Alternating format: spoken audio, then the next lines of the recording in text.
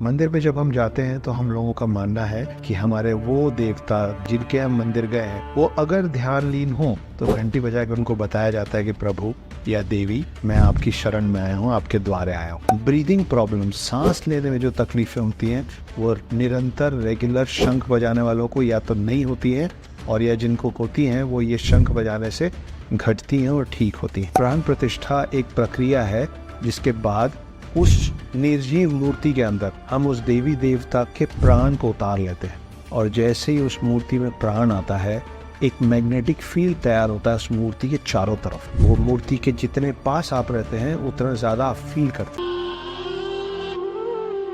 लोगों ने कभी सोचा है कि भव्य से भव्य मंदिर के अंदर जब हम जाते हैं, जैसे जैसे हम मूर्ति के पास जाते हैं और जो आखिरी दरवाजा होता है मूर्ति तक पहुंचने का, जिसको कहते हैं गर्भगृह, उस गर्भगृह में पहुंचने का जो दरवाजा है वो इतना छोटा, इतना सकरा क्यों होता है बताऊंगा। और मंदिरों से रिलेटेड कुछ और बहुत ही इंटरेस्टिंग साइंटिफिक चीजें बताऊंगा जो सुन के आपको मजा आएगा। शुरू करते हैं घंटी से। हर मंदिर में, आपके घर के अंदर भी अगर एक छोटा सा मंदिर है तो छोटे से मंदिर में एक छोटी सी घंटी होती है, और बड़े बड़े मंदिरों में बड़े घंटे होते हैं। क्यों होते हैं? 3-4 कारण है, मगर सबसे पहले आपको लेके चलता हूँ एक बहुत मॉडर्न फिल्म के पास जिसका नाम है स्पाइडरमैन। देखा है स्पाइडरमैन जो टॉबी मैगवायर वाली थी, उसमें हमको पहली बार इंट्रोड्यूस किया गया था एक विलन से जिसका नाम था वेनम, जिसके पास शक्तियां थी स्पाइडरमैन की, मगर वो दिखता काला था। उस फिल्म का क्लाइमेक्स अगर आपको याद ना हो तो मैं यहाँ लगा रहा हूँ, देखिए कैसे वेनम को कंट्रोल करने के लिए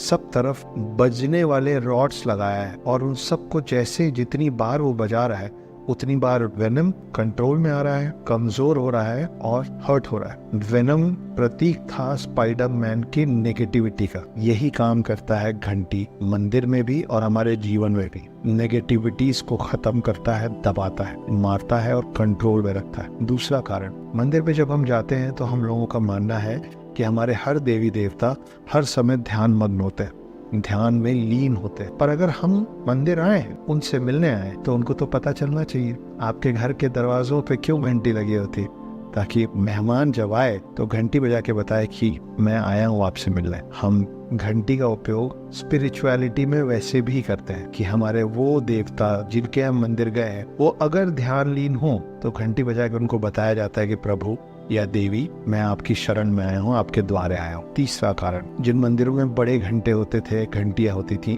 वो इसलिए भी होती थी ताकि सुबह और शाम आरती से कुछ मिनट पहले जब वो घंटियां बजनी शुरू होती थी तो उस मंदिर के आसपास रहने वाले सारे लोगों को ये पता चल जाता था कि आरती का वक्त हो गया है, पूजा का वक्त हो गया है। सब अपने अपने घरों से निकलते थे और मंदिर प्रांगण में जमा हो जाते थे ताकि सारे भक्त मिलके भगवान जी को जगा सके और बता सके कि ये आपके और हमारे मिलने का समय है। तो नेगेटिविटी मारता है स्पाइडरमैन, देखिए और समझिए कि घंटी आपके जीवन में क्या करता है। दूसरी चीज, एक और ऐसी चीज है जो हमेशा मंदिरों में मिल जाती है, उसको कहते हैं शंख। देखा ही होगा शंख क्यों मिलता है।